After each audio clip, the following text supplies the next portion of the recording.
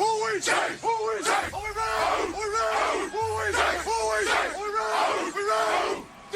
is New Orleans. All right, shout out to the fam. Appreciate y'all for being in this live, man. Big Q representing the mighty Who Dat Nation. Shout out to the fam. Appreciate you. Shout out to FanDuel, the official sponsor of the show. Man, we talking about these acquisitions, man. The Saints picked up, man. Hit the like button, hit the subscribe button. By all means, feel free to share the show on your social media feed. Now, this is one of the reports, man. We talked about the fact that the Saints did add the cornerback Martin Emerson Jr. to a 1-year deal. Crescent City Sports on the Scoop talked about it here. And the fact that they're bringing this kid in is interesting because the Saints needed some help, some more help in the secondary. We know that the Saints still have, I had the over the cap here. Here it is right here.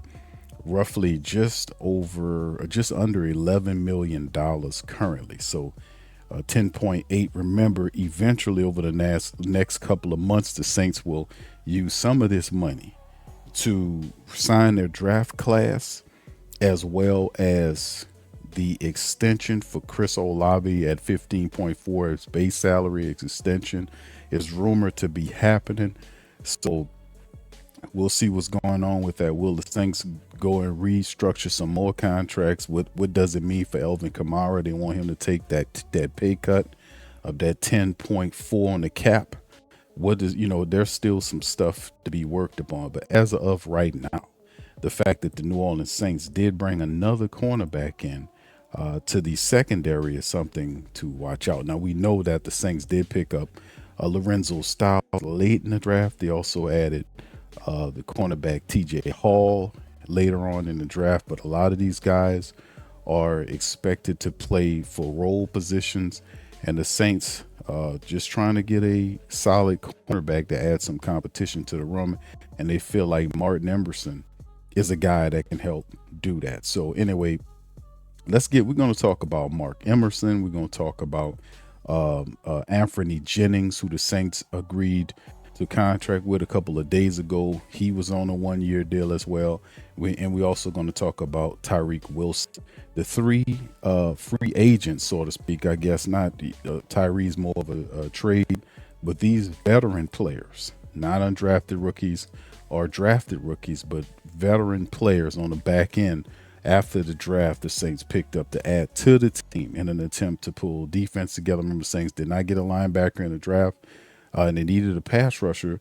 They couldn't. I think the Giants wanted a second-round draft pick for Kayvon Thibodeau. The Saints offered the fourth. Nobody gave anything higher than that. And then ultimately, later on in the draft, the Saints made a deal with the Raiders to get Tyree Wilson for the first of their two fives the Saints had given up, and also got Tyree Wilson plus the 7 that produced TJ Hall to help out. So the Saints really twisted and turned in that thing and did some positiveness. Now, anyway, based on the Emerson 1-year deal, they talked about him in the NFL Transaction Tuesday. The Saints reported it by multiple outlets that 1 year they signed him to a 1-year contract, and Martin Emerson Jr. adds experience, depth to the Saints secondary as they look to rebuild the defensive backfield. Now, Emerson's just 25 years of age.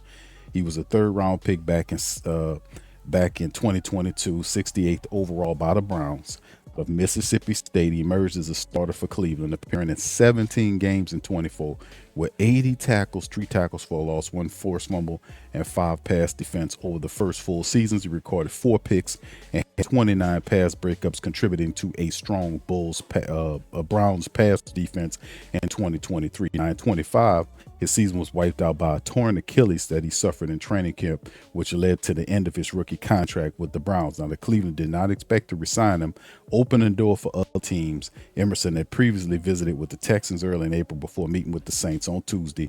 The visit went well, leading to the signing. Now, the Saints have lost cornerbacks in recent free agency cycles. We talk about Paulson Adebo, and used the third day a day 3 pick on a corner. Emerson, nicknamed MJ, provides a low risk upside addition. Now, he's a big cornerback at 6'2", with good length. He fits his boundary corner who can compete for playing time and potentially boost his value in the 2027 free agency. Now, in terms of the deal's were not immediately released, but the signing gives the Saints another veteran option in the secondary, along with the younger pieces that they picked up. So Emerson Jr., Mark Emerson Jr., is a new Saint. Anyway, let me kind of put his game card up here for the Who Dat Nation. You can see Martin Emerson, 6'2", big cornerback. Also, to kind of add to hold on, let me see if I can get some more information out. Just to add to it, his scouting report, as talked about, is who is Martin Emerson Jr., what could he bring to the Saints? We heard some of it in the article, but this is an addition to the article about the 26 scouting report that I was able to dig out. Outside the fact, 6'2", 201, 33.5-inch arm reach, and his primary scheme fit excels in boundary-heavy press man and cover 3 zone systems, where he can use his size to reroute receivers. Now, his medical status did indicate that there was concerns after he missed the entire 25 season with that torn Achilles, but the Saints cleared him 100% healthy. Now, his career highs, we talked about the 4 picks, 14 pass defense in 2023, had a career high tackles of 80 and 24. Now, his strengths are he's physical at the line. He's a physical nightmare for the smaller receivers. Uses a strong press jam to literally disrupt the timing and possess the length to challenge catches at the highest point. Now, he's an outside specialist. He's logged over 2,000 defensive snaps exclusively at outside cornerback. His experience is at a full-time start. He has 33 career starts and provides immediate veteran reliability. Now, the ball production, when healthy, highly productive. 15 pass defense in 2022, and we're third among all NFL rookies that year. Now, his weaknesses is this. Post-injury twitch, the primary question is whether he has regained his lateral quickness and recovery speed following his Achilles surgery. That's just what we're looking at, right? Tackling consistency with Emerson Jr. While he's a willing run defender, people have noted a tendency to miss tackles by not wrapping them up properly, leading to a low tackle grade, 47.7 in previous healthy seasons. Now, what's his impact on the Saints secondary? He fills a critical void left by the departure of Lante Taylor, who joined the Titans in free agency. We don't expect him to be a star, but we don't know what that could be. Now, this is a cornerback with NFL experience. We talked about 30, him playing all of these games and having all this situation. It could be, not saying it is, but it could be somebody that could compete at the star role. Could he take over the boundary spot? Emerson allows Kool-Aid McKinstry or Quincy Riley to potentially slide to the star, right? A key role in defensive coordinator Brandon Staley's scheme that requires specific versatility. So even though you don't get him to play the star, that's not his thing. He could provide that flexibility for you to kick Kool-Aid, who did play the star role at the University of Alabama, to the star position, and him outside. We'll see, but the veteran insurance he provides a stable veteran presence along the 26 draftees like Lorenzo Styles in the 5th round and TJ Hall in the 7th round. This is a low-risk upside. His 1-year deal mirrors the Saints' successful reclamation project model, like with Chase Young in 2025, offering a high ceiling start at the fraction of a cost if he regains his prime form in 2025. So this is just a little information I just wanted to give y'all on this player, on Martin Emerson, so you guys can kind of get a little bit more game on Martin Emerson. He definitely adds some talent to the room, and we'll see how he fits going forward as well. So let's take a look before we pivot to the next player and just look where this is the unofficial depth chart where they have Emerson listed behind Quincy Riley in his position. They have the cornerback position, Kool-Aid McKinstry. Quincy Riley got Jordan Howden at the nickel back. You can see Lorenzo Styles. This is unofficial, like I'm saying again, but Quincy Riley's here. Emerson, Isaac Yiadom. You see Julian Blackman, Jonas Sanker here. Justin Reid is here. Kool-Aid. They got TJ Hall, Dallas Beanham, and Deshaun Jones, the undrafted guys, and a few other guys there. So I still see the Saints adding some people as more people in the secondary. We move on, getting to training camp, which we are a ways off from, right? All right, so let's move on to the next one, man. The Saints signed another player, Anfernee Jennings, right? Mickey Loomis announced this the other day. that the club is signed to a deal. Anfernee Jennings. Now, Anfernee Jennings is a former Patriot guy. He's comes from the University of Alabama out of college. He's about 6'3", 260 pounds. Was originally selected in the third round, pick 87th overall by the Patriots in 2020 out of Alabama. 75 career regular season games with 40 tackles. He had 210 tackles, 7.5 sacks, 27 stops for a loss, and 25 QB hits, 3 pass breakups, and 2 forced fumbles, and 2 fumble recoveries. In 25, when the Patriots made it to the Super Bowl, Jennings played 14 regular season games with 3 starts and recorded 19 tackles, 2 sacks, 1 fumble recovery, and 4 playoff appearances. He recorded 16 stops, 2 sacks, and 1 pass breakups. Now, he played 4 seasons for the Tide. As a senior in 2019, 13 games, recorded 83 tackles, 8 sacks, 1 forced fumble, 1 interception, 1 pass breakup. He was all SEC first team conference coaches and the Associated Press, as well as a semifinalist for the Butkus Award, annually award to the nation's top linebacker. He played 15 games as a junior, and this is just an all over world kind of productive player. And Anfernee Jennings that the Saints picked up, and that's one of these players. Like, they did not draft the linebacker. We wanted them to take. I'm not just gonna say his name because I know he's going. He went to Atlanta. We were kind of in the chat wanting the Saints to kind of take him. The Falcons ended up taking him, Harold Perkins, and was like, okay, what about the linebacker position? Well, right immediately, the Saints did a draft the position and got themselves a linebacker in free agency. A 1-year prove a deal with a veteran that's been in the league for a while, and you can see some of his statistics right here. Coming over from New England, all this kind of stuff, and over 217 total tackles in the 5 years rather that he's been in the NFL, 7.5 sacks and no interception. So what's the scoop on Mr. Jennings? What can I tell you guys about Jennings? Is pretty much this, right? We know that with the Saints picking him up, we will. Jennings is interesting get because the Saints need veteran presence behind the current crop of guys that we have. We got Caden Ellis, who the Saints brung in to kind of hold the defense next to Pete Werner.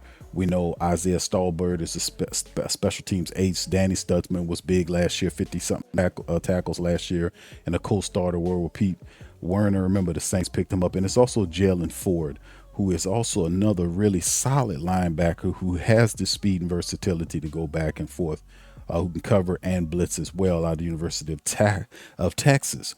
So Anfernee Jennings is merely one of the players that if you're the New Orleans Saints, you bring in and you ask for him to kind of hold it down, so to speak, kind of provide a veteran scheme fit for a team needing help in that level, right?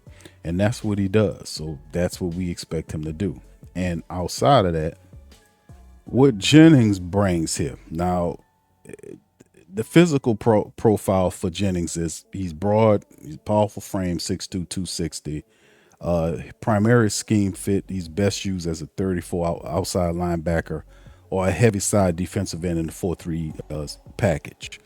Now, 79 games played with 43 starts, recently appearing in the Super Bowl. That's a lot of good NFL experience, right?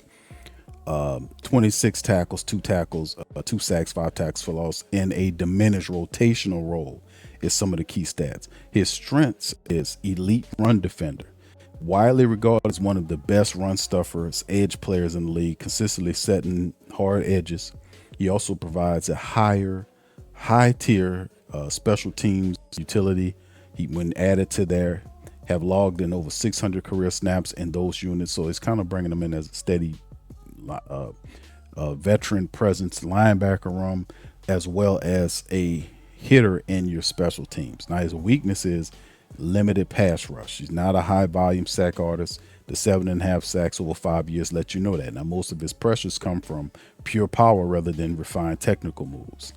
But he helps the Saints, provides a stable veteran short-term fix at the outside linebackers for 9 passing downs. Now, his presence allows the Saints to maintain a high-level run defense while rotating him with more explosive pass rushers in the air. So we'll see how they use him, but I kind of see him as the veteran presence in there, coming off the Super Bowl last year, which is also good energy to bring on to the team.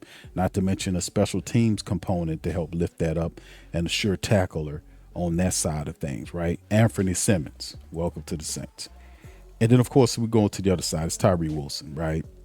We talk about how Tyree Wilson was given, we gave a fifth round pick to get a first round talent who has underachieved. A lot of the Raider Nation refer Tyree Wilson as a bust, right? He's listed as a bust. Some people call him a bust. He never achieved what they wanted him to achieve in Las Vegas. So they ultimately looked to kind of shift him on out and move, kind of get him on the body out of their way and save a few dollars here or there. And then the Saints said, okay, well, we'll take him because we try to get Kayvon Thibodeau. The Giants wanted a second round pick. We said, hell no, the best we'll do is give you a 4.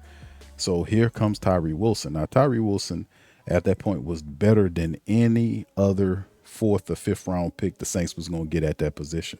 6'5", 265. He was a 7th overall pick just in 2023, right? Last year, 4 sacks is what he was able to tally.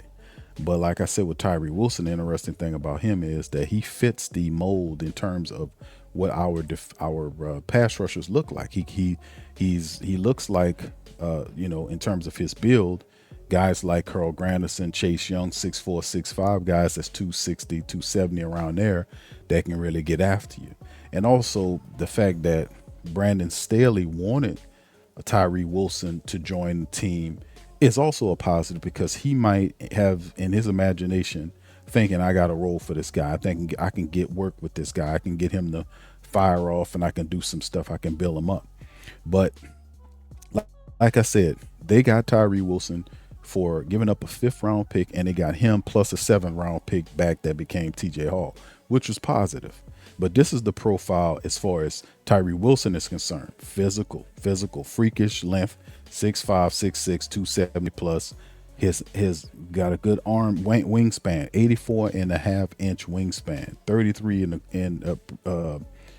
inch arms.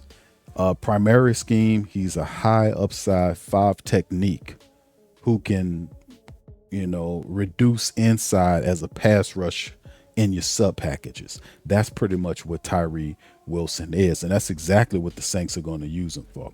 Right now, the contract status doesn't affect. He has 2 years remaining on his contract this year and a potential option because he's a first round pick. The Saints already said they're going to decline his option. This is a 1-year tryout. So we should see the most competitive version of Tyree Wilson this year, with Mickey Loomis saying that in the press conference that we're not picking up his option. This is a 1-year tryout for Tyree Wilson. His key stats last year was he had 4 sacks with 35 pressures, 25 tackles in 17 games for the Raiders. Now his strengths and his physical tools are rare size and length that allow him to be effective both inside and outside. He showed some flashes and improvement last year and recorded those 4 sacks and 2 forced fumbles. His weakness is slow get off. Got a very slow get off and technical rawness right now, which he shouldn't have, right? Despite all of his athleticism, he struggled to be consistent and cracking a rotation in Las Vegas. He only played 41% of the snaps last year, and his run defense has also been a liability, grading poorly the last 3 years. So he doesn't set the edge well. They use him in situational pass rush roles. So he has to get more technically sound. He has to get stronger, and he has to be more of a complete defensive end. Does he get there? Coach Staley believes that he can iron out the wrinkles on Tyree Wilson, and if it don't works, hell, it's a low risk situation, right?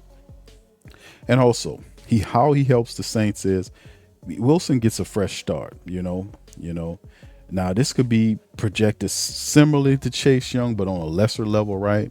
But he provides immediate sub package versatility, where his length could be used on the interior during previous pass downs to collapse that pocket, because he is 6'5", 6'6", big guy, athletic skill. So over reliance on his athletic ability has stunted his growth because he's not focused on the technical aspects of what he needs to be in the NFL. Does he get that with the Saints? Only time will tell. And if you believe in Coach Staley, you got to say to yourself, yes, I think he'll get that done. Now, speaking of another defensive end, how about Cam Jordan, who kind of made some comments about the Saints picking up a few of these guys. He was talking about them, and he heard about the Saints agreed to terms with both Anfernee Jennings and the trade of Tyree Wilson. And so one of the reporters asked him what he thinks about the moves, and Cam says, I don't know. He said, I don't know. There's nobody the Saints acquired who produced the way I did last year. So my talent speaks for itself. And if things work out, phenomenal. I've always said I understand the business side to it. I've never worried about it. So this is what Cam said.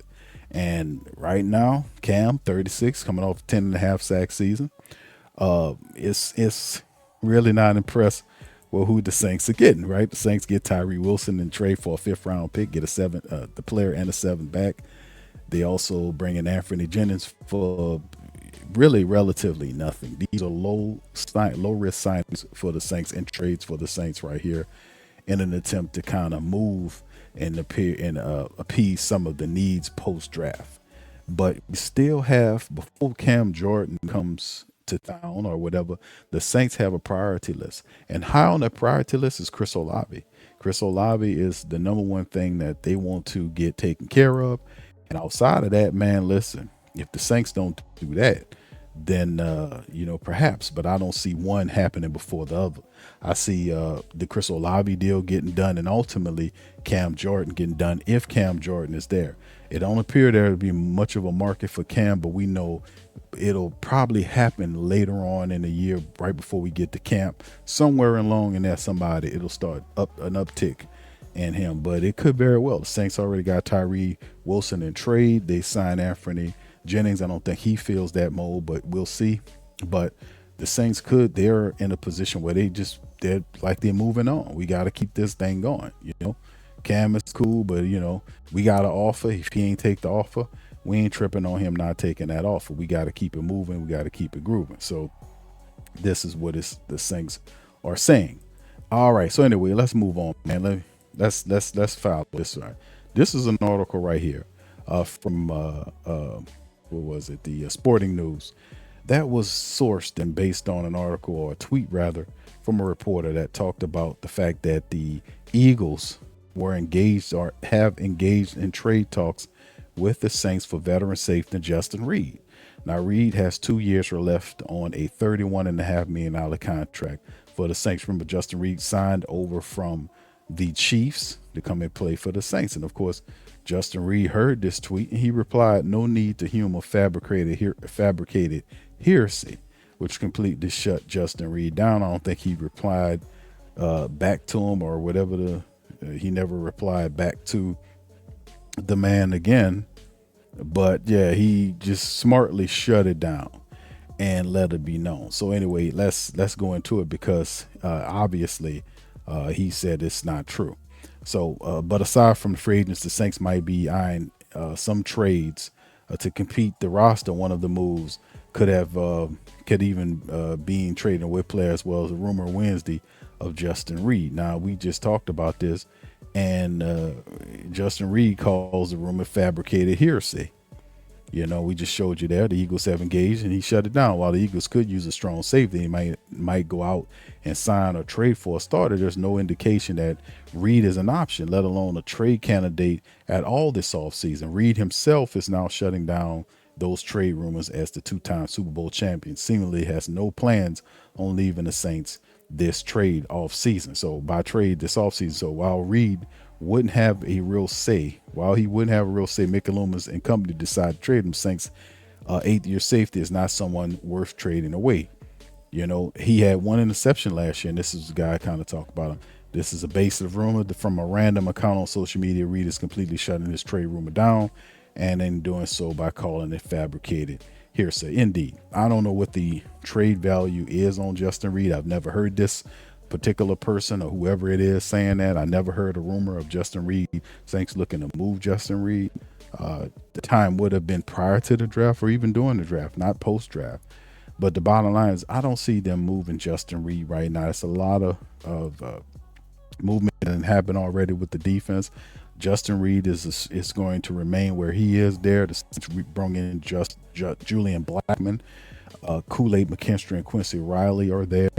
Jonas Sanker did really good work last year. Jordan Howden is looking for a larger role, and plus the Saints brought in Martin Emerson Jr., Lorenzo Styles Jr., and TJ Hall to come into the secondary. So they infused the secondary with several players, and the Saints are doing the signings of guys like Anfernee Jennings and Martin Emerson Jr. as cheaper value players, right, or picks that won't severely impact what they got going on with the cap at 10.8 plus. And remember, the Saints have to be able to move a certain kind of way, fam, because they recognize the fact that they have to sign Chris Olave. I think that's the next shoe to drop. Before anything else to drop, the Chris Olave shoe has to fall first before we start talking about all this other stuff. So the Saints just signing cheap veteran signings to appease needs on the team, veteran-wise, which is smart, giving guys that had some bit of injury history like Emerson, giving them opportunity to rebound. Jennings could be a good pickup on the special teams. And then, of course, you at $10.8 million in salary cap money, you're looking at and saying, damn, we got to work out some more monies because we got the Chris Olave signing we want to get done. And then, of course, the signing of our draft picks. So the Saints going to need some more money. And in the next couple of months, we're going to see how they're going to be acquiring that money. You know, what's going to happen on that end with the likes of guys like Elvin Kamara. Does he kind of take that pay cut so that the Saints can move a certain kind of way? Only time will tell, my people, how that situation will fly. But anyway, that's all I got for you guys today. Shout out to FanDuel, the official sponsor of the show. Please feel free to go to FanDuel for all your prop bets. Also, feel free to like, subscribe, and share the show. Pushing for 15,000 on subs, y'all. If y'all haven't subscribed, please do me the service. Hit the subscribe button, man. I've been seeing a lot of stats. People watch the Sports Coma, but they aren't subscribed.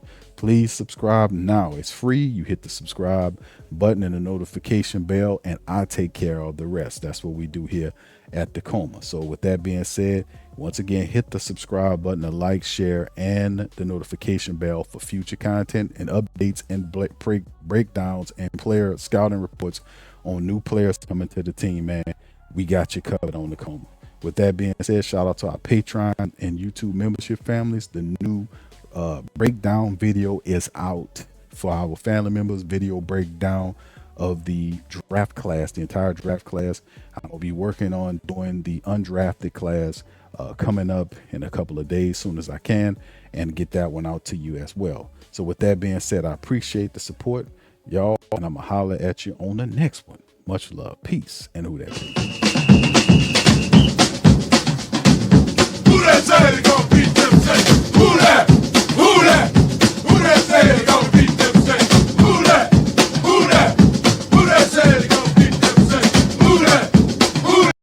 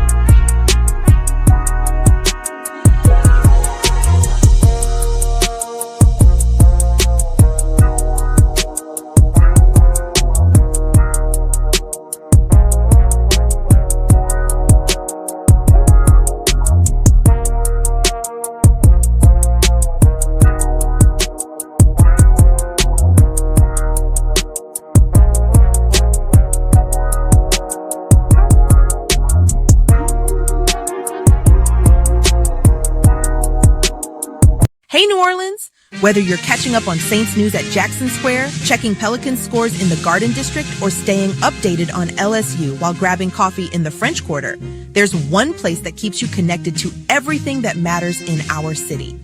From Bourbon Street to the Superdome, from Preservation Hall to the Riverfront, New Orleanians are staying in the know with the WhoDatDaily.com, your daily source for Saints, Pelicans, LSU, and all the sports, music, and culture that makes our city special. At work downtown, at a game in the Dome, or just relaxing by the Mississippi, wherever life takes you in the Big Easy, you can stay connected. Because when you're from New Orleans, you don't just live here. You stay in the NO. That's stay in the know. Visit the WhoDatDaily.com and never miss what matters most to Who Dat Nation. Welcome to the Pro Shop, where we create authentic NOLA-inspired clothing for men, women, and children. From Saints jerseys to Pelicans gear, everything's crafted right here in New Orleans. Whether you're shopping the Pro Shop, the Pel Shop, or the Pro Shop Kids, we've got your whole family covered with genuine merchandise that represents our city's spirit. Check for links in the description section below or in the chat.